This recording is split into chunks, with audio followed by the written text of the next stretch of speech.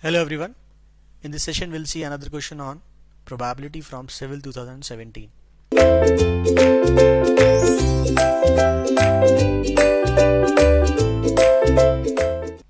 It says the number of parameter in univariate and Gaussian distribution. So this Gaussian is nothing but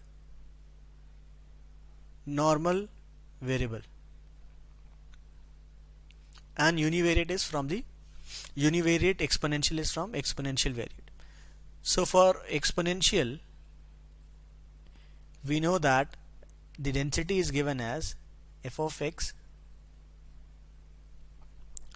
equal to lambda into e to the power of minus lambda x for x greater than 0, even if we are not getting into this, like x less than 0. The point to note here is that this function is made of only one single variable, which is lambda. So this is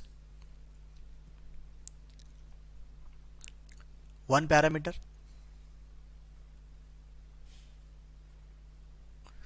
whereas for the normal distribution the density is given by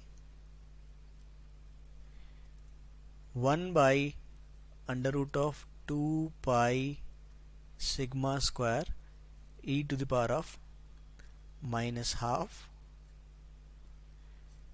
x minus mu by sigma square.